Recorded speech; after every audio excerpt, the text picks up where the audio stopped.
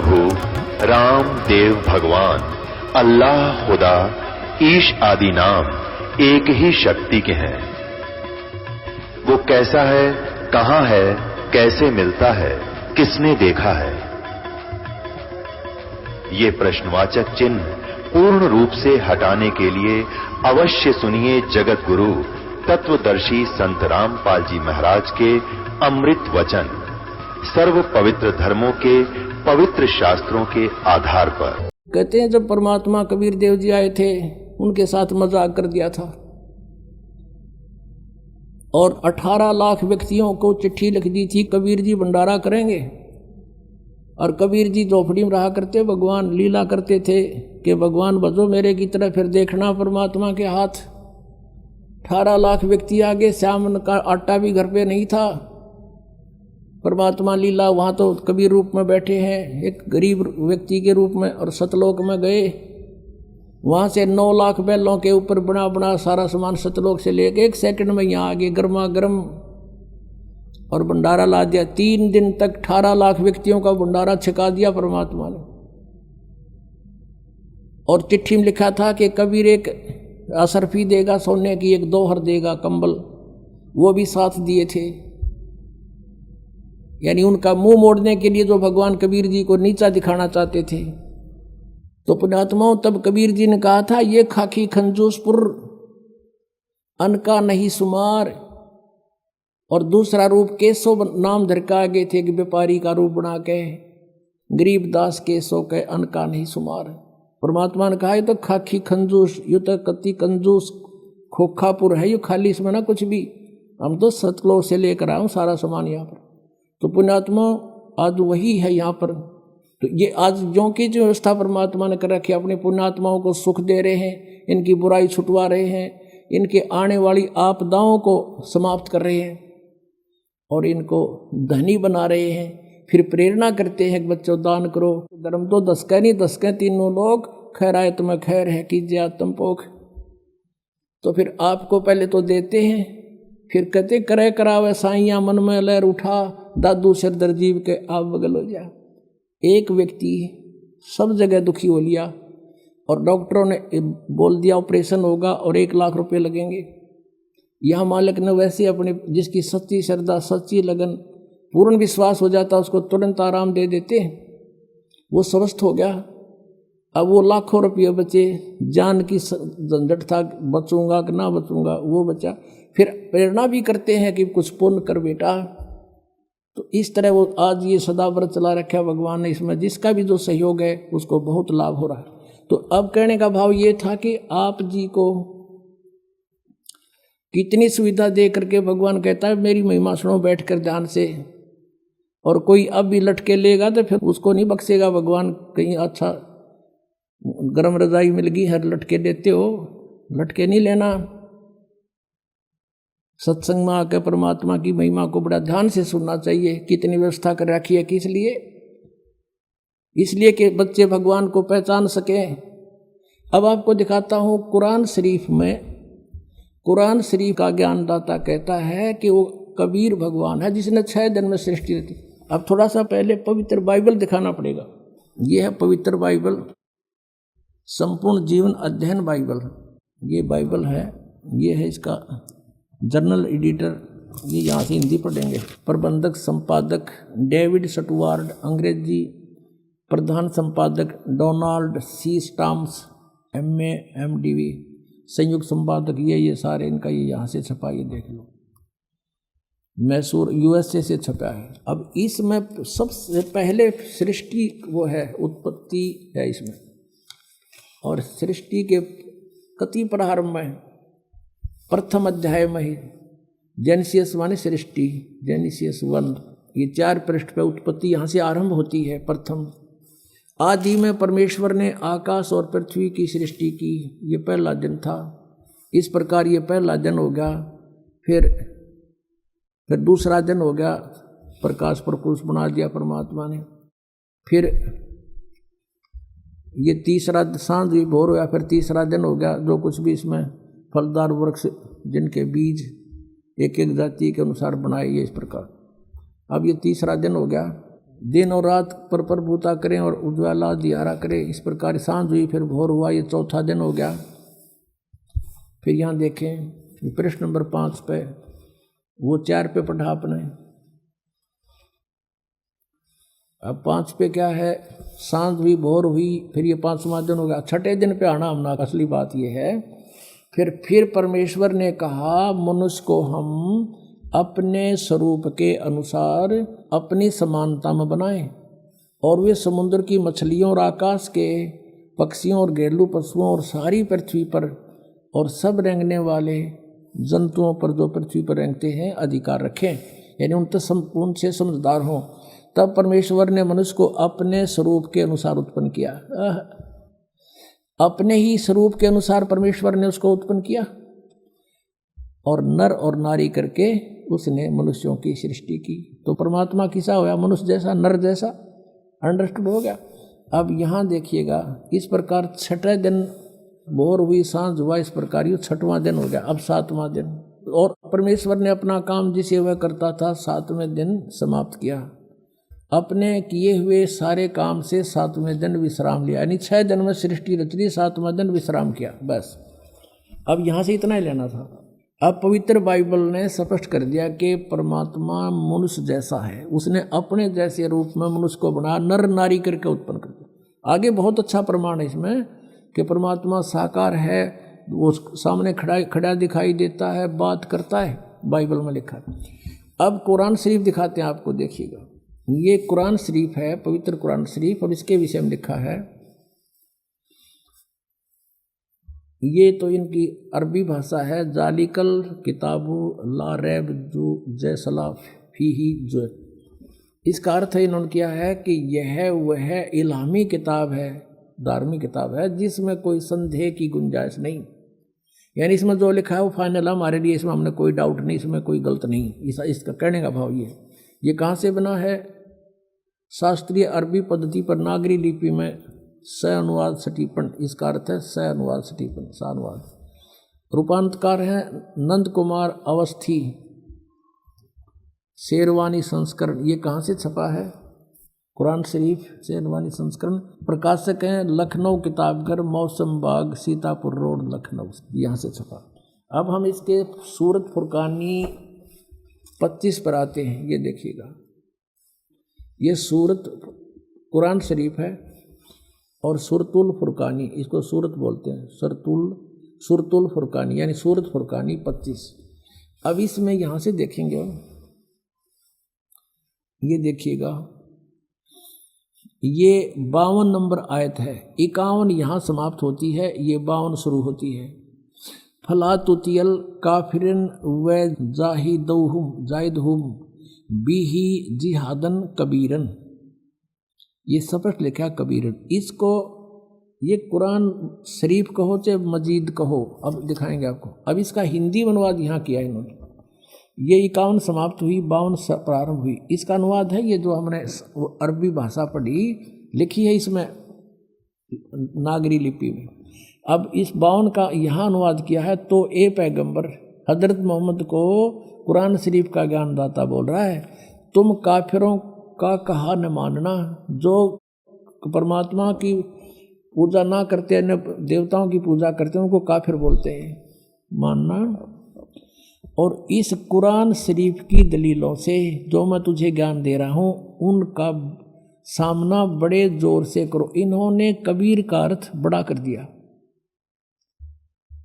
और ये लिखना था कि वो अल्लाह फला तुतियल काफिरन व जाहिदम बिही जिहादन कबीरन, कबीरन माने कबीर के लिए तू संघर्ष कर। वो तो काफिर जो है वो नहीं मानते कबीर इज गॉड, लेकिन मैं कह रहा हूँ वो कबीर है सब कुछ। अब यहाँ कबीरन कहो, कबीर कहो, खबीर कहो, खबीरा कहो, ये इसी परमात्मा का एक भाषा में भिन्नता अंतर। अब यही नो की नो कुरान शरीफ है ना, कुरान मजीद नाम है इसी का, सिर्फ लिखने में अंतर किया है राइटर ने। अनुवाद करते समय वो कबीरन लिखो चाहे कबीरा लिखो, एक ही बात। देखिएगा, ये कुरान मजीद है, वही की वही नो की नो, इसमें कोई अक्षर का भी अंतर नहीं है, लेकिन ये मजीद लिख दिया। अरबी मऊ अरबी मतन, यानी प्रकाशक है ऑफिस बुक डिपो 422 मटिया महल, जामा मस्जिद, दिल्ली 6 से। ये कुरान मजीद मुर्तजमा है मौलाना फ़तेह मोहम्मद खान साहिब जालंधरी, तसही मौलाना अब्दुल मजीद सरवर साहिब, प्रकाशक हैं Farid book depot private limited, नई दिल्ली। इतनी। अब इसमें सूरत फुरकानी पर आते हैं। अक्षर का भी अंतर नहीं है इसके अंदर, उतना ही है। सूरत फुरकानी 25 और पृष्ठ नंबर है इसकी, इस पर 570 है, उसमें 604 है कुरान शरीफ में। अब यहाँ आते हैं नीचे, एज इट इज, इसमें नहीं अंतर माड़ा सा भी। 51 है ये, 52 शुरू होती है। फला तुतियल काफिरन ने व जिहादुम बिही जिहादन, जिहादन कबीरा। कबीरा कहो, कबीरन कहो, कबीर कहो, खबीरा कहो। ये सिर्फ इसमें कबीरा लिखा, उसमें कबीरन लिखा है। अब इसको कबीर कहो, एक ही बात है, इससे तो इतना लेना। अब हम फिर कुरान शरीफ को ही लेते हैं। अब हमने ये जो पढ़ा है ये कुरान मजीद देखा था, अब कुरान शरीफ को फिर लेते हैं, इसका अनुवाद इससे देखेंगे। अब देखो कुरान शरीफ फिर लेते हैं, वो मजीद थी, ये कुरान शरीफ है, और इसके अनुवादक प्रकाशक पहले हमने दिखा दिए हैं। ये सारा लखनऊ किताबघर से ये प्रकाशित है, मौसम बाग सीतापुर रोड लखनऊ से। अब हम इसके आते हैं 604 पृष्ठ पे, 604 पृष्ठ पे, और वही है इस कुरान शरीफ सूरत फुरकानी 25। नीचे आते हैं, ये 52 आयत है। फला तुतियल काफिरन जाहिदुम बिही जिहादन कबीरन। ये कबीर कहो, कबीरा कहो, कबीरन कहो, कंसेप्ट क्लियर होया। अब ये क्या कहता है यहाँ पर कि ए पैगंबर, कुरान शरीफ का ज्ञान देने वाला अपने पैगंबर को बोल रहा है, तुम काफिरों का कहा न मानना। वो काफिर नहीं मानते भगवान को, वो तो अन्य देवताओं की पूजा करते हैं। और इस कुरान शरीफ की दलीलों से, कुरान की दलीलों से मैं जो तुझे हिदायत दे रहा हूँ, इसके आधार से उनका सामना करना उस कबीर के लिए, जिहादन कबीरन, उस कबीर के लिए, कबीर अल्लाह के लिए संघर्ष करना, लड़ना नहीं। जिहाद का अर्थ लड़ना नहीं होता, संघर्ष करना, उनकी बातों में ना आना, सीधी सी बात है। अब देखो, अब हमने 52 का अर्थ पढ़ लिया। अब 607 पर सूरत फुरकानी 25, और ये कबीर नामक अल्लाह वही है जिसने 2 दरियाओं को मिला चलाया, एक का मीठा प्यास बुझाने वाला और एक का खारी कड़वा, और दोनों में एक आड़ और मजबूत रोक बना दी। और वही है जिसने पानी की बूंद से आदमी को पैदा किया, फिर उसको साहिब नसीब नसब यानी किसी का बेटा या बेटी, और ससुराल वाला यानी किसी का दामाद बहू बनाया। और तुम्हारा परवरदिगार हर चीज के करने में शक्तिमान है। और काफिर अल्लाह के सिवा ऐसों को पूजते हैं, देवताओं को, जो न उनको नफ़ा पहुंचा सकते हैं और न उनको कोई नुकसान पहुंचा सकते हैं। और काफिर तो अपने परवरदिगार से यानी कबीर से, कबीर अल्लाह से मुंह मोड़े बैठे हैं, पीठ दिए हुए हैं, मुंह मोड़े हैं। अब 56 या 55 समाप्ति। और 56 में कहा कि ए पैगंबर, हमने तुमको खुशखबरी सुनाने और सिर्फ अजाब से डराने के लिए भेजा। 57 में कहा है कि इन लोगों से कहो कि मैं तुमसे इस अल्लाह के हुक्म का पर कुछ मजदूरी नहीं मांगता, हाँ जो चाहे अपने परवरदिगार तक पहुंचने की राह इख्तियार कर ले। अब 58 में कमाल कर दिया, ए पैगंबर उस जिंदा पर भरोसा रखो, चैतन्य नहीं। कबीर परमात्मा जैसे अच्छी आत्माओं को मिलते हैं, वेदों में आपने पढ़ा, ऐसे आदरणीय धर्मदास जी को, आदरणीय गरीबदास साहिब जी को, आदरणीय नानक साहिब जी को, ऐसे ही आदरणीय मोहम्मद साहिब जी को मिले थे इस जिंदा महात्मा के रूप में। लेकिन इन्होंने इनकी बात को स्वीकार नहीं किया था। और वो कुरान शरीफ ज्ञानदाता कहता है उस जिंदा पर भरोसा कर रखो जो कभी मरने वाला नहीं है, वो अविनाशी है, वह जिंदा महात्मा रूप में तुझे मिला था। और तारीफ के साथ उसकी पाकी बयान करते रहो। यानी गीता ज्ञानदाता किसी और अल्लाह की पाकी बयान करने को कह रहा है, और अपने बंदों के गुनाहों से वो काफ़ी खबरदार है। ये कबीर है यहाँ पर, ये 58 नंबर आयत है, यहाँ देखो 58, ये 58 है, यहाँ पढ़ेंगे। ये खबीरा लिखा है, इबादई खबीरा। अब इबादई माने पूजा के योग्य, वो कबीर है।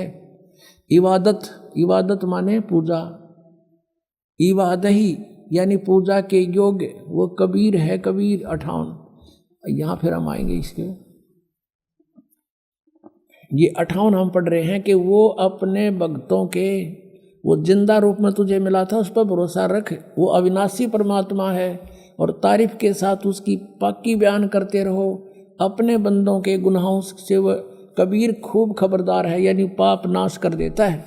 वो कबीर खबरदार है, कबीर लिखना था, कबीर अल्लाह, अल्लाह अकबर, जानता है सब कुछ। अब 59 में कमाल कर दिया।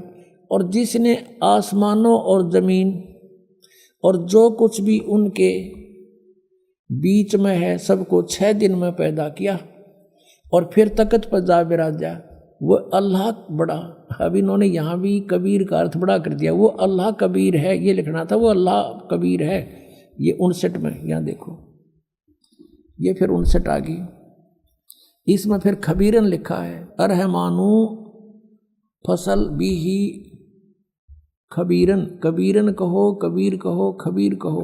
तो इन्होंने इसका अर्थ भी बढ़ा कर दिया। अब फिर पढ़ेंगे इस 58 नंबर को, जिसने आसमानों और जमीन और जो कुछ उनके बीच में है सबको 6 दिन में पैदा किया। जो पवित्र बाइबल जो ज्ञान देता है 60% ज्ञान वही कुरान शरीफ में है। 6 दिन में पैदा किया, फिर तख्त पर जा बिराजा। वह अल्लाह बड़ा, वो अल्लाह कबीर, वो अल्लाह अकबर, वो अल्लाह कबीर है, वो भगवान कबीर बड़ा दयालु है, रहमान है। और उसकी खबर, उसकी जानकारी किसी बाखबर इल्म वाले यानी तत्वदर्शी संत से पूछ देखो। इससे सिद्ध हो गया कि कुरान शरीफ का ज्ञानदाता भी उस अल्लाह यानी बड़े भगवान, जिसको ये बड़ा कहते हैं, वो मान ले, उसके बारे में अल्पज्ञ है, उसकी जानकारी नहीं रखता। उसके लिए स्पष्ट किया है कि वो साकार परमात्मा है, उसका नाम कबीर है। 6 दिन में सृष्टि रची और 7वें दिन तख्त पर जा बैठा तो वो विराजमान हुआ। तो एक देशीय है और साकार है, मनुष्य सदृश है, वो पवित्र बाइबल ने सिद्ध कर दिया। अब आज उन मुसलमान भाइयों का दावा भी गलत सिद्ध हुआ जो हिंदुओं को यूँ कहते थे ये देवताओं को पूजे, इनका मोक्ष नहीं हो सकता। तो वो भी अब काल के ही जाल में है, उनको भी सोचना पड़ेगा। हम एक पिता की संतान हैं। पुण्यात्मा, परमात्मा का पाना बहुत आसान है। ये विश्वास होना कि कौन परमात्मा है, वो क्या स्थिति में है, वो कैसी लीला करता है, उसको पहचानना अनिवार्य है। और कौन सी वे ऑफ वर्शिप है, वो पूजा की विधि क्या है जिससे मोक्ष होगा, वो कौन है, कैसा है, उसका नाम क्या है, उसका प्रमाण क्या है।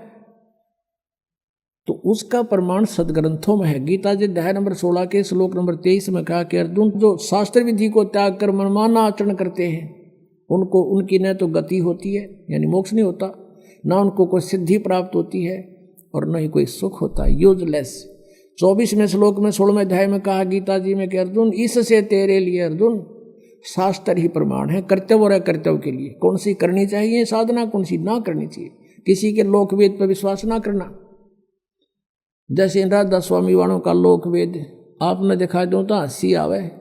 इनको ये नहीं मालूम सतनाम खान का है कि पीण का, गाटा जोड़ रखा। सतनाम सार नाम भी वही है, सतनाम भी सार, सतनाम को कहते हैं सतपुरुष भी सतनाम, सार शब्द भी सतनाम, और सचखंड भी सतनाम, और सतपुरुष भी सतनाम। ये जाएंगे सतलोक है। थरा गजब भैया। अपनात्माओं, सृष्टि रचना सुनाने के लिए इतनी भूमिका बनाई थी ताकि आपका ये बात यकीन हो, विश्वास हो कि ये दास जो कह रहा है और परमात्मा ने जो कहा दास वही कह रहा है। एक तो आपने इस तत्व ज्ञान को समझने के लिए जो इस आश्रम में आते हैं, ये निरसंशय हो जाना कि ये दास जो शब्द बोलेगा वो 100% सत्य होंगे। फिर आपको समझने में आसानी हो जाएगी, इस मन का फतूर ना रहेगा। और ये विश्वास दिलाने के लिए कि दास जो बोल रहा है वो सारी साची है, ये प्रमाण दिखाता हूँ। इन प्रमाणों को समझने के बाद फिर आपको ये भी देख लेना कि कहीं कोई ना प्रमाण दिखा पावे दास, और जो शब्द बोलेगा वो प्रमाणित समझ लेना। तो बहुत शीघ्र समझ में आ जाएगी आपके भगवान की ये परिभाषा। अब ये जो सृष्टि रचना जो दास सुनाने चला था, अब बहुत शॉर्टकट में सुनाऊंगा, 5-4 मिनट में, समय अच्छा हो गया है। पुणात्मा वैसे तो परमात्मा के लिए तो महापुरुषों ने जैसा भी उनके गुरुओं ने बता दिया, शीश देने की तैयारी कर दी, सारा खड़े होकर तप किया, अग्नि के चारों तरफ आग जला के बीच में बैठ के तप किया, घर त्याग दिया, ऊपर को पैर करके साधना की, व्रत भी रखने शुरू कर दिए। जैसे जैनियों में देखो आप, इतने घोर व्रत कराते हैं, उपवास रखवाते हैं, वो भी उनको मंजूर है, एकाधे की तो डेथ भी हो जाती है, लेकिन फिर भी वापस नहीं हटते। तो परमात्मा पाने के लिए हमने समय निकालना चाहिए। और ये कथा परमात्मा की सत्यनारायण कथा है, इसको सुनने से भी आत्मा प्रबल होती है, इससे चार्ज होती है, कुछ पाप इस ज्ञान यज्ञ से नाश होते हैं जो दास आपको सुना रहा है। और पहले हम क्या करते थे, जैसे जब ये ज्ञान नहीं था, पहले VCR चाले थे, और एक VCR का एक नाइट का 100 रुपये चार्ज होता था। 3 कैसेट लिया करते, 3-3 घंटे की फिल्म, और शाम ने चालू कर दिया करते 8 बजे, और चाय बनवाए जाते और पिए जाते हैं, और नवाक पाड़े देखे जाते। भाई पूरे 100 रुपये पूरे कराएंगे, तीनों फिल्म चलाएंगे, 9 घंटे चलाते, और लेना एक न देना दो, बकवाद सारी। और यहाँ परमात्मा की कथा अगर 10-20 मिनट पहले ज़्यादा भी हो जाए तो हौसले से कथा सुननी चाहिए भगवान की, क्योंकि ये अनमोल रतन आज तक किसी को प्राप्त नहीं हुआ। आप पर वर्षा करवाई भगवान ने। और पहले हम सांग देखने जाया करते गाँव में बैठ जाते, वो बकवाद करें जाते, और हम रेत में बैठ जाते जहाँ गधे भी ना बैठे, और सुबह देखा करते ना, यहाँ बैठे थे काल रात ने तेरे की, तो दिन में जब देखा भी ना जा, उस रेत में बैठे थे और बकवाद सुना करते थे। और यहाँ सारी सुविधा दी भगवान ने अपने बच्चों को, और ये ज्ञान सुना रहे हैं आप। आपकी किस्मत का अंदाजा नहीं लगा सकते, कितने पुण्य हैं आपके। लख बर सूरा जो ही लख बर सामत दे, लख बर यती जहान में जबकि तो सतगुरु शरणा ले। बहुत पुण्यकर्मी युगों युगों के तुम रहे हो। आज आपको यहाँ कोई भी कारण बना के थे, दुखी करके थे, सुखी करके लाए हैं भगवान। आप रहम किया उसने, आपके लिए जो दुख तुम्हें यहाँ लेकर आया, वो दुख भी आपके लिए वरदान होगा कि इसके कारण आपको भगवान मिल गया। और दुख तो इसके दरबार में रहना ही को नहीं। जब विश्वास आपके दृढ़ हो गया था, तो सतलोक के अंदर परमात्मा ने एक शब्द में 16 द्वीप उत्पन्न किए, फिर 16 वचनों से एक पुत्र की उत्पत्ति की। उसके बाद परमात्मा ने उन 16 पुत्रों में से जिसका नाम अचिंत था, उससे कहा कि अचिंत अब तू सृष्टि रच। उसको आदेश दिया, ये दिखाने के लिए कि बालकों का काम नहीं सृष्टि रचना, समर्थ बिन कोई काम सफल नहीं होता। अचिंत ने क्या किया, अपनी वचन शक्ति से एक पुरुष उत्पन्न किया जिसको अक्षर पुरुष बोलते हैं। गीता जी अध्याय नंबर 15 के श्लोक 16 में 2 पुरुष कहे, सर पुरुष और अक्षर पुरुष। अब सर पुरुष और अक्षर पुरुष की उत्पत्ति बताई जा रही है कैसे हुई। अक्षर पुरुष की उत्पत्ति अचिंत ने अपने वचन से की, परमेश्वर के आदेश से। परमात्मा ने उसको इतनी शब्द शक्ति दे दी थी। अक्षर पुरुष जब उत्पन्न हो गया, वो अपनी मनमर्जी से चल पड़ा। अचिंत ने कहा था मेरा सहयोग दे सृष्टि में, उसकी नहीं मानी। जा करके एक मान सरोवर है ऊपर अमृत जल से भरा हुआ, उसमें जाके छलांग लगाई नहाने के लिए, और उसमें आनंद आया, सो गया। वहाँ श्वासों से शरीर नहीं है।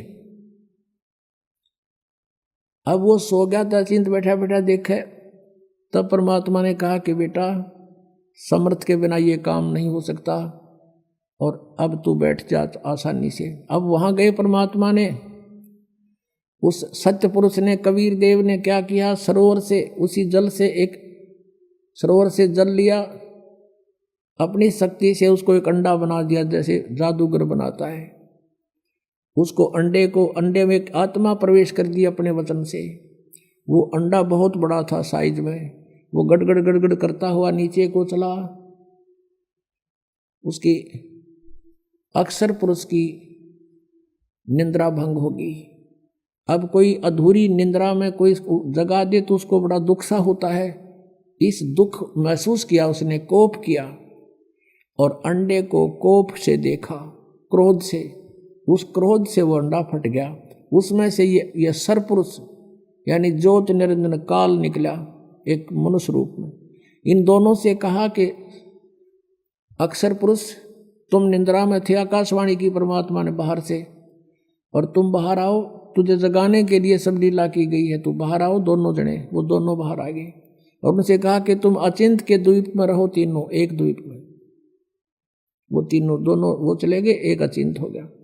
अब कुछ दिनों के बाद ये सरपुरुष ज्योत निरंजन कहो, सरपुरुष कहो और अक्षर पुरुष कहो, चाहे परब्रह्म कहो, ये दोनों अचिंत के लोक में रहने लगे। कुछ दिनों के बाद ये सरपुरुष यानी ज्योत निरंजन कहो, इसे काल कहो, काल आगे जाके ही बनेगा। तो इस सरपुरुष ने सोचा हम तीन तो एक द्वीप में और अन्य हमारे भाई एक एक द्वीप में। उसके बाद परमात्मा ने क्या किया, हम सबकी उत्पत्ति कर दी। जितने आज हम यहाँ कीड़ी कुंजर हाथी मनुष्य राजा देव देवता जो भी हैं, सभी की उत्पत्ति करके और सतलोक में सबको अलग अलग स्थान द्वीप दे दिए थे कि तुम रहो ठाठ से। तो इसको ये चिंता होगी, दुख हुआ, ईर्षा हुई कि हम तो तीनों एक लोक में, सारे सब अब अपने अलग अलग स्वतंत्र रह रहे हैं। तो इसने तप करना शुरू किया। 70 युग जब तप किया, प्रभु ने पूछा तू क्या चाहता है, परमेश्वर ने पूछा तू क्या चाहता है। इसने कहा कि हे पिता, हे परम पिता, मेरे लिए स्थान कम है, मुझे अलग से कोई स्थान दे दो। तो परमेश्वर ने इसको 21 ब्रह्मांड दे दिए, जैसे कोई धनी पिता अपने पुत्र को 21 प्लाट दे दे, अगले 21 प्लाट। वहाँ ये गया, रहने लगा। इसने देखा लेकिन वहाँ खाली पड़ा था, इसलिए सोचा कुछ कंस्ट्रक्शन हो। इसने 70 युग तब फिर किया। हम कैसे फंसे यहाँ पर, इस काल के साथ कैसे आ गए यहाँ इतने गंदे लोक में। हमने वहाँ पर गलती की थी। हमारे पिता ने हमारे को सब सुविधाएं दे रखी थी, कोई असुविधा नहीं थी किसी प्रकार की भी। हम अजर अमर थे, हम सदा युवा रहते थे। हमारे परिवार थे वहाँ पर, पूरे ग्रुप के ग्रुप, परिवार के परिवार थे। सतलोक में सृष्टि है ऐसी ही है, लेकिन वहाँ के हंस आत्मा है, वहाँ मृत्यु नहीं होती, बुढ़ापा नहीं होता, सदाबहार वृक्ष रहते हैं, कोई राग द्वेष नहीं, कोई भाई बंटवारा नहीं। और ये राधा स्वामी वाले जितने भी हैं सब कहते हैं सतलोक में तो प्रकाश ही प्रकाश है। वहाँ आत्मा परमात्मा में ऐसे मिल जाती है जैसे बूंद समुद्र में। अरे कोई डूब का मरना, वहाँ पर ढूंढ रहे हैं भगवान को, परमात्मा को तलाश करें, उसके दर्शन करेंगे, बैठेंगे, बतलावाएंगे, अपना दुख रोवाएंगे, हैं देख देख कर खुश होवाएंगे। इन्हों को भगवान निराकार है, प्रकाश ही प्रकाश है, और आत्मा उसमें ऐसे मिल जाती है जैसे बूंद समुद्र में। ये तो एक डूब का मरने वाली बात होगी, है किसी में मत चलो, कहेंगे चलो समुद्र में डूब मरो, भगवान मिलेगा, लो अभी ना जाओ। तो ये मूर्ख बना रखे हमने, उन नहीं पता है ना सतलोक का बेरा। इन जाने वालों ने पता है उड़ा जाना उड़ा कुछ है को नहीं है। तो बात बात वो बनाओ, सुन लेते हैं श्रद्धालु। तो वहाँ पर सृष्टि है, एज इट इज है, भगवान मनुष्य दृश्य है, उसके रोम, एक रोमकूप में करोड़ सूर्य मिला दे, करोड़ चंद्रमा, इतनी रोशनी उस मालिक की वहाँ के रूप में। वहाँ से वो हल्के तेज पुंज का रूप बनाकर सरल करके यहाँ आता है। वेद भी बता रहे हैं, और ये 600 साल पहले परमात्मा ने अपनी महिमा आप बता रखी है कबीर वाणी में। तो वहाँ से वो परमात्मा ने आके खुद बता। तो हम अपने भगवान को छोड़ के, जिसने हमारे को सारा सुख दे रखा था, हम इस पर आसक्त हो गए। यूँ खड़ा होगा तब कर रहा था, और यूँ देखो देखो हो इतने वर्ष खड़ा रहा, हो बड़ा कमाल कर दिया। अब हमारे ये बीमारी वहाँ से लगी थी बुराई। जैसे अब है एक हीरो या हीरोइन, अभिनेता अभिनेत्री, अपने पेट के लिए नाचा कूदी, उछलम कूदम, मेकअप करते, और हम उन पर आसक्त होते हैं।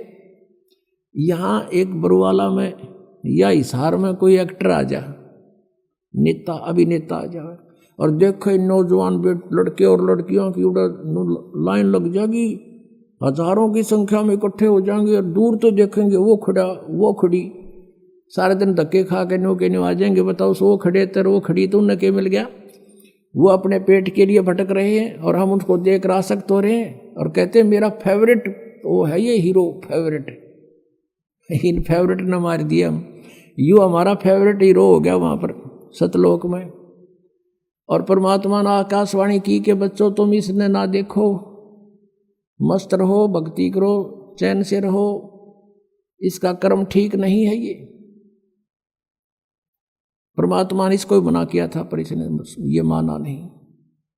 और हमें भी मना किया था कि इसकी तरफ ना ध्यान दो, तुम मस्त रहो, लेकिन हम ऊपर से तो सावधान हो गए, पर अंदर से कसक नहीं गई, इसके प्रति कति फिट हो गया, आकर्षित हो गए, अंदर से कसक बन गई जबरदस्त। वो तो अंतर्यामी सारी जानते हैं। जब इसने दूसरी बार तप किया तब पूछा भी क्या मांगता है तू? 70 युग तप किया। तब इसने कहा प्रभु मुझे कुछ कंस्ट्रक्शन सामग्री दे दो ताकि मैं कुछ रचना रचूं। परमात्मा ने 5 तत्व और 3 गुण दे दिए कि ले बेटा खेल खिलौनों से। इसने सोचा भी ये भी बना लूंगा, लेकिन जीव नहीं है तो मैं करूंगा क्या, मुझे आत्मा भी चाहिए कि लेगा दिल नहीं लगे। तब इसने 64 युग तब फिर किया। तो प्रभु ने पूछा क्या मांगता है, बोल। तूने जो मांगा मैंने सब दे दिया। तब इसने कहा कि मुझे कुछ जीव दे दो, आत्मा दे दो प्रभु। अब परमेश्वर ने कहा कि भाई ये आत्मा नहीं दे सकता तुझे किसी भी सूरत में। हाँ तुझे और प्लाट चाहिए और दे दूंगा, ब्रह्मांड 5, 7, 10 चाहिए, ये नहीं दे सकता, क्योंकि ये मेरी आत्मा है, मेरे वचन से उत्पन्न हुई है, मेरी हृदय है, ये मेरी आत्मा है, ये नहीं दे सकता।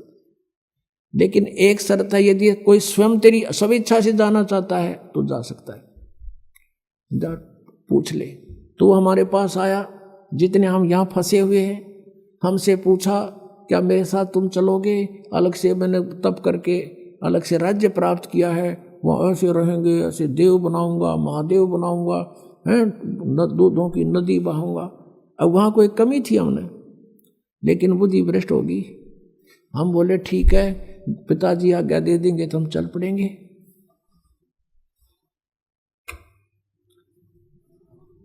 अब उसने परमेश्वर कबीर देव से कहा काल ने के पिताजी कुछ आत्माएं मेरे साथ जाने को एग्री हैं। परमेश्वर ने कहा कि मेरे सामने स्वीकृति दिला दो। परमेश्वर आए वहाँ से स्वयं और हमारे पास आकर खड़े हो गए। परमेश्वर ने कहा कि बोलो भाई कौन जाना चाहता है इसके साथ, हाथ खड़ा करो। अब परमात्मा ने पहले तो हमें मना किया था कि इस पर आसक्त मत हो, हम शर्मिंदे हो गए, नीचे को मुंह कर लिया, कोई नहीं बोला, सन्नाटा छा गया। तब परमेश्वर ने कहा कि रे तो आप तो कह रहे, तू तो कह रहा था ये बहुत कुछ मेरे साथ जाने वाले हैं, ये तो कोई बोलता ही नहीं, झूठ बोलता था तू। इतने में एक आत्मा ने सोचा कहीं बात ना बिगड़ जाए, हिम्मत सी करके खड़ा हो गया। खड़ा होकर कहा कि प्रभु मैं जाना चाहता हूं इसके साथ। अब पीछे फिर हमने सोचे कि ये अकेला लूट जा लूट, फिर तो हम देखा जैसे बच्चे स्कूल में एक हाथ खड़ा कर ले, सारे कर लिया अगर नो नो नो, तो हम सब खड़े हो गए और दोनों हाथ कर दिए, हम भी जाना चाहते, हम भी जाना चाहते। परमेश्वर ने कहा भी ठीक है, मैंने इनके नंबर नोट कर लिए इन आत्माओं के, किस किस ने स्वीकृति दी है, और आप अपने लोक में जा, इनको मैं विधि से भेजूंगा, एज इट इज नहीं भेज सकता। तो क्या किया परमात्मा ने, हमें बीज रूप बनाया सूक्ष्म, और जिसने सबसे पहले काल के साथ आने की स्वीकृति दी थी उसको एक लड़की का रूप बना दिया, युवा लड़की, युवती, खूबसूरत लड़की बना दिया, जो आगे चल के दुर्गा कल आई। और उसके अंदर हम सब आत्माओं को फीड कर दिया अपने वचन से, और उससे कहा कि बेटी मैंने तुझे सब शक्ति दे दी है, परमेश्वर कबीर देव जी ने कहा। और जितने जीव ये ब्रह्म कहे, सरपुरुष कहे, उतने तो उत्पन्न कर देना, तेरे वचन में शक्ति दे दी, तू वचन से भी उत्पन्न कर सकती है। अपने पुत्र सहजदास से कहा कि पुत्र जा अपनी बहन को ज्योत निरंजन के पास छोड़ के आ, सरपुरुष के पास। उसके ब्रह्मांड, ये सभी ब्रह्मांड वहीं थे सतलोक के अंदर। ये वहां खड़ा था, सहजदास उस लड़की को लेकर गया, प्रकृति को, दुर्गा को, और वहां जाकर कहा कि ले पिताजी का आदेश है, ज्योति निरंजन जितनी भी आत्माओं ने तेरे साथ आने की स्वीकृति दी थी उन सबको इसके अंदर फीड कर दिया, भगवान ने भर दिया, और इसको वचन शक्ति दे दी है, जितने जीव तू कहेगा ये वचन से बना दिया करेगी। और ऐसा कहकर सहजदास वापस आ गया। अब ज्योति निरंजन ने देखा इस ब्रह्म ने, सरपुरुष ने, युवा लड़की अपनी आत्माओं, ये यहाँ बलात्कार और ये बकवादें जो हैं ये हमारे अंदर इस मन वहीं से घर कर गई थी। इस काल में ये मन रूप में सबके अंदर विद्यमान हो गया, इसने ऐसा एलिमेंट छोड़ दिया हमारे अंदर, इसके अंदर ये दोष आ गया। एकांत में अकेली युवती को देखकर इसने उसके साथ जुल्म करना चाहा। लड़की भी भांप गई इसके इरादे को और कहा कि ज्योति निरंजन बात सुन, तू मेरा बड़ा भाई, तू मेरे से पहले उत्पन्न हुआ, अंडे से परमात्मा का ही उत्पन्न किया हुआ है और उसी से मेरा जन्म हुआ। तू मेरा बड़ा भाई, मैं तेरी छोटी बहन, बहन भाई का यो क्रम अच्छा नहीं होता, तू जुल्म ना करे। पिताजी ने मुझे शब्द शक्ति दे रखी है, वचन शक्ति, जितने जीव कहेगा मैं बना दूंगी। इसने एक नहीं सुनी, हद से आगे बढ़ गया। लड़की ने अपनी इज्जत सुरक्षा के लिए कुछ ना पाया तो उसने छोटा रूप बनाया और इसने बकवाद के लिए मुंह खोल रखा था, मुंह के माध्यम से पेट में चली गई। वहां से परमेश्वर कबीर देव अपने पिता से पुकार की, भगवान मेरी रक्षा करो। परमात्मा ने कहा जोगजीत सहजदास जाओ उसके पास, और परमेश्वर स्वयं आए अपने पुत्र का रूप बना के और कहा ज्योति निरंजन तूने जुल्म कर दिया। ऐसे पवित्र लोक में जो ऐसी गलती करता उसको ये सजा है कि तू आज से काल कहागा, 1 लाख मानव शरीरधारी प्राणियों को नित खाया करेगा, 1.25 लाख उत्पन्न करेगा। आज से तेरा नाम काल होगा। लड़की को, दुर्गा को उसके पेट से निकाल दिया और उन दोनों को 21 ब्रह्मांड समेत सतलोक से निष्कासित कर दिया। 16 शंख कोश की दूरी पर 21 ब्रह्मांड आकर रुक गए और यहाँ फिर अपने मालिक की विधि अनुसार ये चक्कर काटने लगे। अब काल ने फिर सोचा कि अब मेरा कौन के बिगाड़ेगा, जो इन्होंने सजा देनी थी मुझे दे दी। दुर्गा के साथ फिर दुर्व्यवहार शुरू किया। इसने फिर प्रार्थना की कि ज्योति निरंजन पहले तो तू मेरा बड़ा भाई, मैं तेरी छोटी बहन, दूसरे मैं तेरे पेट से बाहर आई हूँ, तेरी बेटी होगी। यानी इसने अपनी इज्जत बचाने के लिए सब कुछ कह दिया पर इसका कोई असर नहीं हुआ। परमात्मा ने देखना था कि ये कितना बकवाद कर सकता है और लड़की को प्रजनन इंद्री भी अपनी तरफ से नहीं लगाई थी। इसने अपनी सिद्धि शक्ति से नाखूनों से प्रजनन इंद्री बनाई और दुर्गा के साथ विलास किया। 3 पुत्रों की उत्पत्ति की। बड़े का नाम ब्रह्मा, दूसरे का विष्णु, तीसरे का शिव हुआ। अब मैं तुमसे कहूँ चिताई, त्रिदेवन की उत्पत्ति भाई। ज्ञानी सुने सो हृदय लगाई, मूर्ख सुने तो गम ना पाई। माष्टंगी पिता निरंजन, ये जमदारुण वंशन अंजन। पहले कीन निरंजन राई, पीछे से माया उपजाई। माया रूप देख अति शोभा, देव निरंजन तन मन लोभा। निरंजन कीने भोग विलासा, माया को रही तब आशा। 3 पुत्र अष्टंगी जाए, ब्रह्मा विष्णु शिव नाम धराए। 3 देव विस्तार चलावे, इनमें यो जग धोखा खावे। 3 गुणों की भक्ति में ये भूल पड़ो संसार, कह कबीर निज नाम बिना कैसे उतरो पार। 3 देव की जो करते भक्ति, उनकी देना होए मुक्ति। बोलो सतगुरुदेव।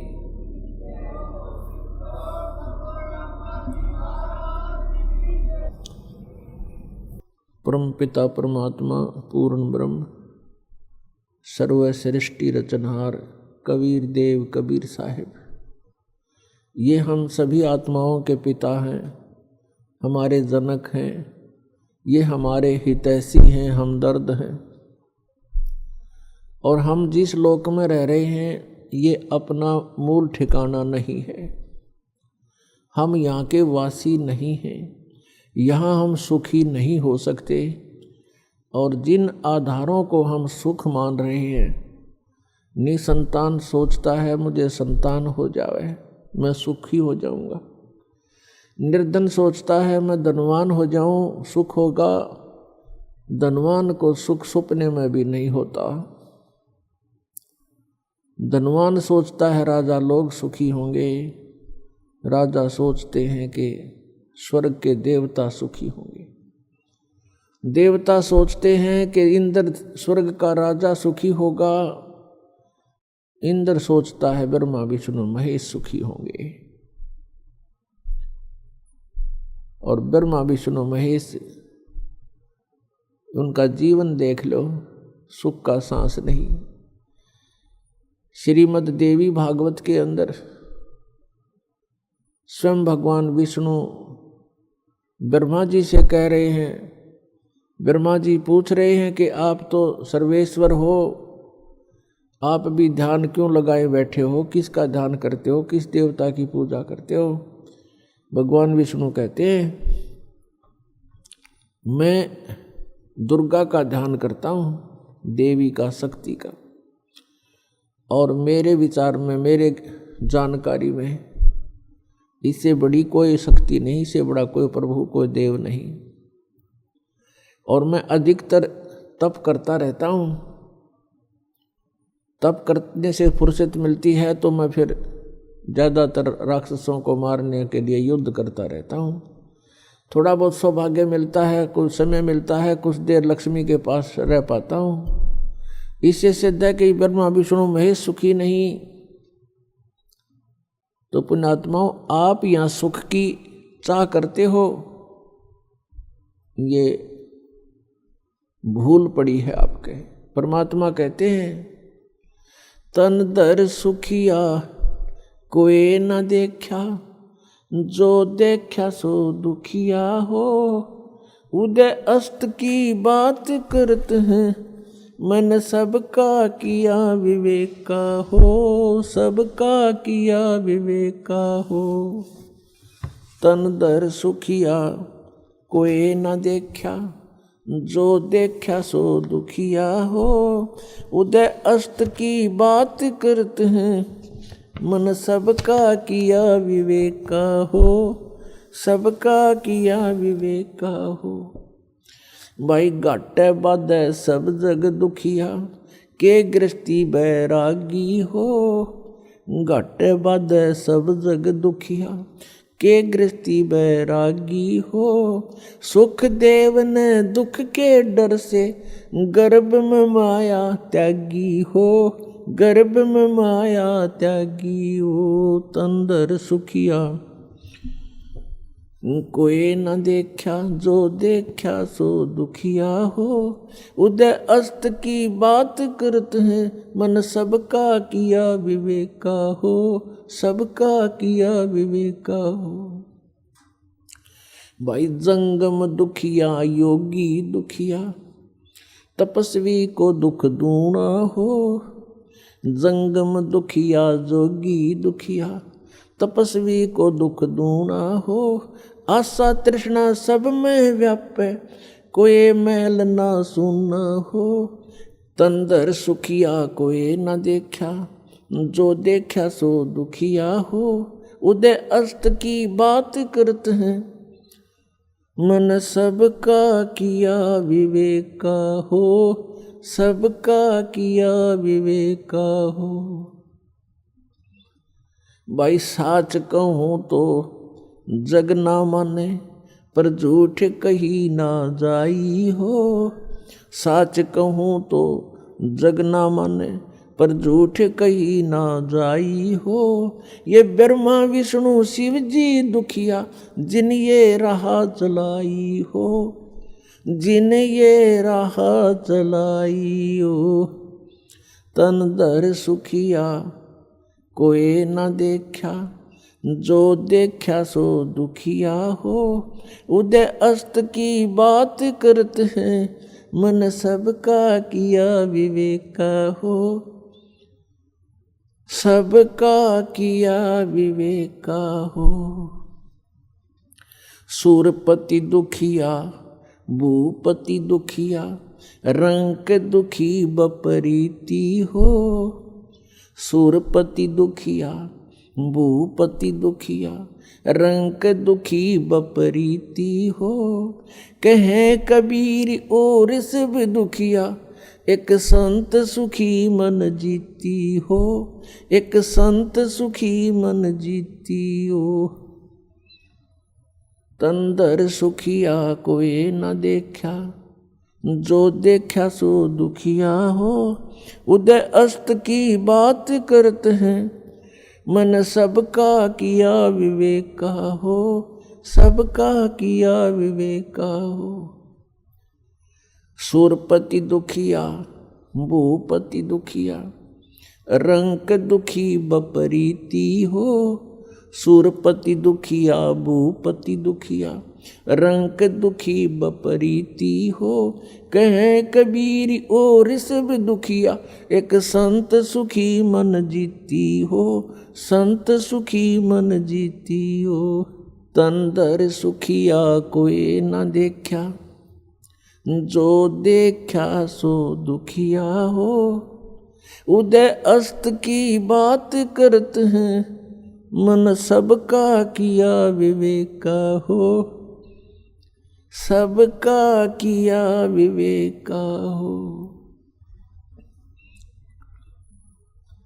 परमात्मा हमें याद दिलाते हैं कि पुण्यात्माओं, तुम काल के जाल में फंसे हुए हो और जिस सुख को तुम छोड़ आए हो सतलोक में, उसको तुम यहां खोज रहे हो। जो सुख आपको अपने घरों में होता है, उस फैसिलिटी को आप जेल में चाह रहे हो, वो कभी नहीं हो सकती। तो ये 21 ब्रह्मांड जेल है काल की। 21 ब्रह्मांड ये काल की कैद है, इसमें हम बंद हैं, कर्मों का दंड हम भोग रहे हैं और संस्कारों के बंधन से, रस्से से, बेड़ियों से हमें बांध रखा है। और इस जेल में हम सुख ढूंढ रहे हैं। ये हमारी अज्ञानता और भोलापन है। इसके विषय में भगवान बता रहे हैं कि तन धर सुखिया कोई नहीं देखा। हमने, परमात्मा कहते हैं, इसी 21 ब्रह्मांड में दौरा कर लिया, कोई भी जीव सुखी नहीं पाया हमने। परमात्मा कहते हैं हम ब्रह्मा के पास गए तो वो महादुखी, विष्णु के पास गए उसने भी सैकड़ों चिंताएं अपनी बताई, शंकर जी के पास गए वो भी दुखी। और फिर कहते हैं कोई पूरी पृथ्वी का शासक हो, भूपति यानी पूरी पृथ्वी का शासक हो, उदय अस्त का राज जिसके पास हो, उदय माने जहाँ से सूर्य निकलता है, अस्त जहाँ छुपता है, अर्थात पूरी पृथ्वी पर जिसका शासन हो, वो राजा भी सुखी नहीं देखा हमने। फिर बताते हैं, देखो एक परिवार का मुखिया, वो प्रबंधक होता है अपने परिवार का, और 5-4 सदस्यों के अरेंजमेंट में वो महादुखी हो लेता है, टेंशन हो जाती है, रात को नींद भी नहीं आती उसको। और राजा एक अक्षेत्र का प्रबंधक होता है, मुखिया होता है, तो वो कैसे सुखी हो सकता है? ये तो हमारी एक अज्ञान, हमने सुख के नापण का आधार गलत ले रखा है, जिस कारण से हमने महादुखी आदमी, व्यक्ति सुखी दिखाई देता है। उसके लिए परमात्मा हमें बताना चाहते हैं कि भाई घाटे बाद सब जग दुखिया। घाटा मीन हानि होगी किसी व्यवसाय में, वो तो नेचुरल दुखी। और जिसके घना धन हो गया वो महादुखी। 100 अरेंजमेंट सोचेगा, 20 लाख का बेनिफिट हो गया तो 50 लाख की कोई फैक्ट्री ला लेगा, अगले दिन मजदूरा हड़ताल कर माथा टेक कर बैठ जाएगा, क्या होगा, मेरे 1 करोड़ डूब गया, फलान डूब गया, रात दिन नींद नहीं आती उसको। कहने का भाव ये है कि यहाँ कोई प्राणी सुखी नहीं, घाटे बाधे सब जग दुखिया। के गृहस्थी बैरागी हो, जैसे किसी ने घर त्याग दिया, बैराग ले लिया, जंगल में जा बैठा, वन में। अब वन में फिर सारी समस्या करते भी ज़्यादा, मच्छर न्यारे खावे, मक्खी सतावे, डांस लड़े, गर्मी सर्दी सतावे, और फिर भूख लग गए, फिर गांव में जावे, दिए माई उड़े अलख जगावे, फिर झोंपड़ी गाल है, 100 व्यवस्था फेर कर ली। परमात्मा कहते हैं जो वास्तविक विधि है परमात्मा की भक्ति करने की, उससे तुम अपरिचित हो, और इस काल की प्रेरणा से प्रेरित होकर के साधकों ने अपने मन मुखे आचरण शुरू कर दिए।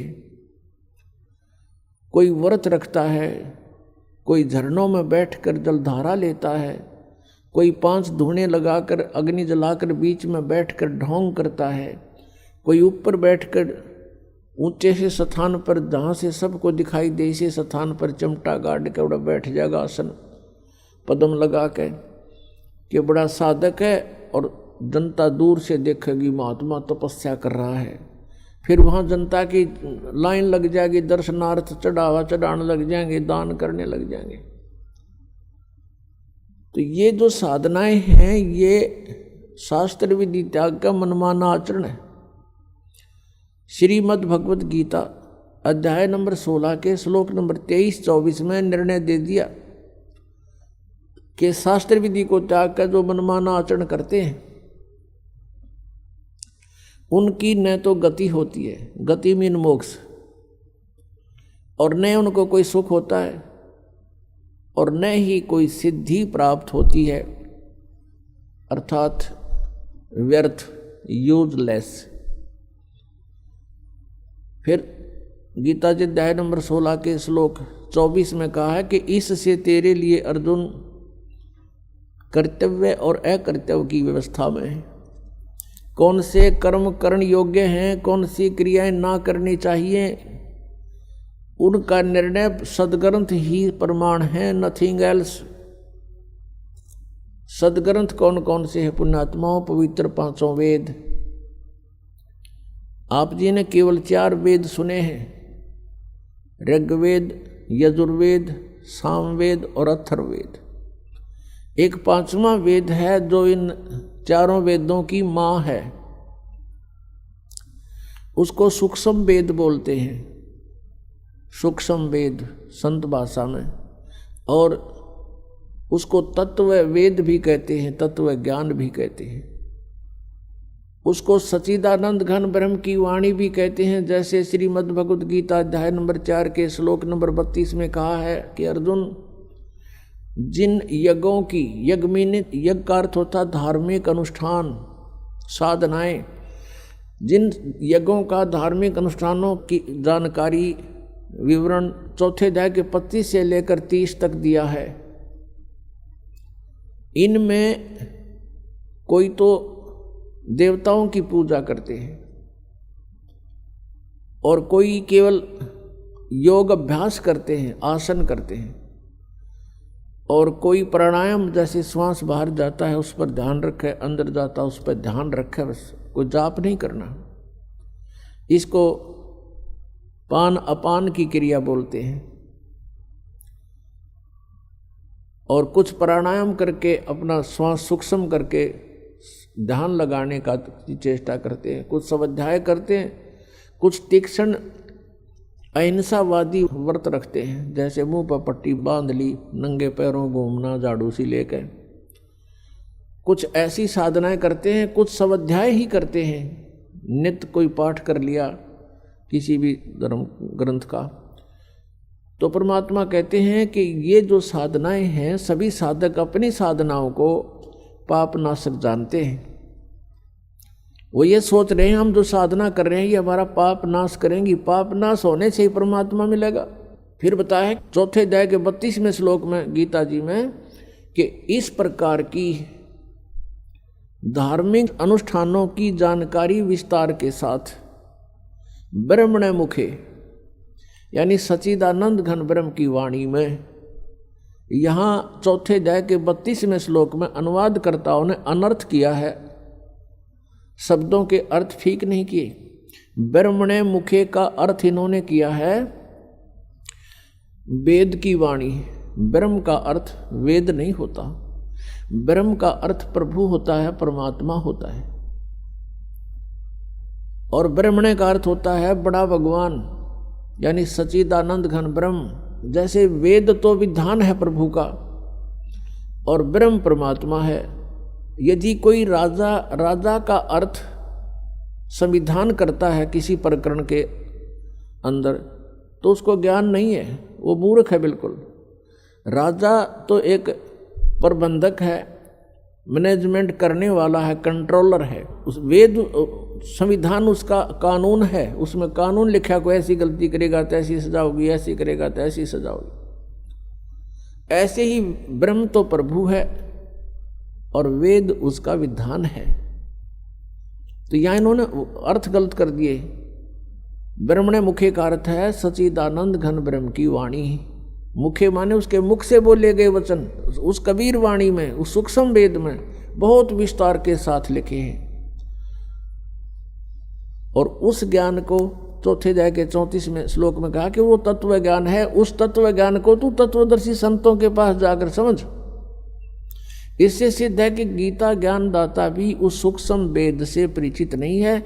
तो इससे यह भी सिद्ध हुआ कि सूक्ष्म वेद की जानकारी श्रीमद् भगवद गीता में नहीं है। ऐसे ही पवित्र चारों वेदों का वक्ता ब्रह्म कहा जाता है। ब्रह्म यही ज्योति निरंजन जो जिसने गीता बोली श्री कृष्ण जी में प्रवेश करके।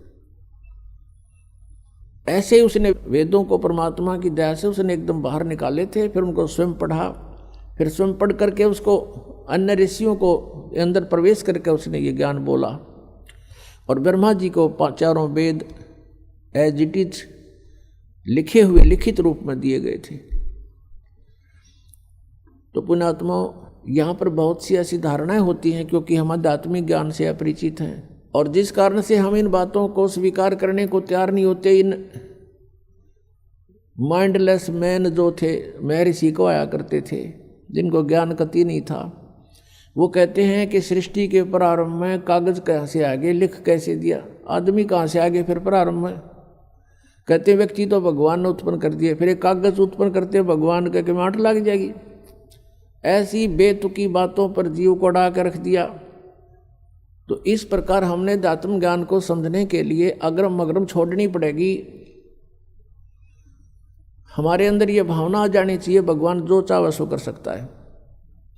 एक वचन में सब ब्रह्मांडों की रचना कर सकता है, एक सेकंड के अंदर सबका विनाश करके इनको तय करके रख सकता है, और दूसरी सेकंड में एज इट इज कर सकता है। जैसे आप बैठे हो एज इट इज न्यू का न्यू वहीं से शुरू करवा दे आपके जीवन को। इसका नाम समर्थ शक्ति परमात्मा कबीर देव है। मोला थल से जल करे और जल से थल कर देत, हे साहेब तेरी साहेबी अब श्याम को हुक सवेत। परमात्मा सब कुछ कर सकते हैं। जब तक आपके मन में ये खरपतवार भरा पड़ा है, खुरापात भरे हैं, ऐसा नहीं हो सकता वैसा नहीं हो सकता, तो आप इस अध्यात्म ज्ञान को नहीं समझ सकते, फिर आपका प्रयत्न व्यर्थ होगा। पुण्यात्माओं, श्रद्धालु की श्रद्धा ब्लाइंड होती है, वो ब्लाइंड फेथ करता है और ऐसे ही करना चाहिए। लेकिन उस श्रद्धालुओं की श्रद्धा का, उस स्वभाव का जो एक श्रद्धालु के अंदर होता है, वो ब्लाइंड फेथ करता है अपने गुरुओं पर, ऋषियों पर, जो वो बताते हैं, टीचर्स पर, जो टीचर होते हैं आध्यात्मिक टीचर। और उन्होंने श्रद्धालुओं ने इन अज्ञानियों को महर्षि, मंडलेश्वर और परम धड़ी मान लिया, सतगुरु समझकर उन पर विश्वास कर लिया, उन्हें जो वचन कहे धार लिए, सरोधार्य कर लिए। वो दुरुपयोग किया उन्होंने। अभी तक मूर्ख बना रहे हैं, उनको खुद ज्ञान नहीं, श्रद्धालु उनके पीछे लगे हुए हैं।